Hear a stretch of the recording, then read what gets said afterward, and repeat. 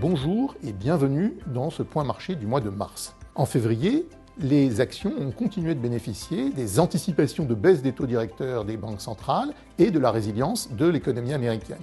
Et de plus, l'optimisme quant au développement de l'intelligence artificielle, comme en témoignent encore les résultats spectaculaires de Nvidia sur la fin de l'année dernière, ont nourri le sentiment des investisseurs. Et les bourses, dans ces conditions, les bourses en Europe et aux États-Unis ont atteint de nouveaux sommets au mois de février. À l'avenir, les actions risquent de subir le ralentissement économique aux États-Unis et en Europe et le ralentissement des profits qui devrait en résulter.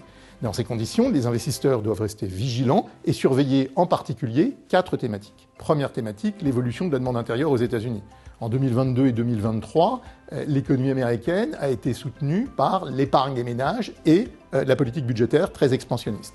Mais dès cette année, ces 2 facteurs de soutien devraient s'affaiblir et peser sur la consommation des ménages et l'investissement des entreprises, et donc sur l'emploi.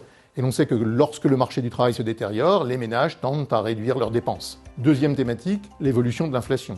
L'inflation devrait continuer de ralentir aux États-Unis et en Europe, mais sans doute pas de façon linéaire. Des à-coups ne sont pas à exclure à court terme, comme en témoigne la hausse inattendue de l'inflation dans les services aux États-Unis au mois de janvier.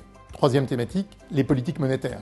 Si l'inflation continue de ralentir, comme nous l'attendons, les banques centrales telles que la Réserve fédérale américaine ou la Banque centrale européenne ne ressentiront plus l'utilité de maintenir leur taux directeur à un niveau aussi élevé. Mais avant de commencer à les réduire, elles veulent s'assurer que l'inflation diminue tendanciellement en dépit des à-coups mensuels.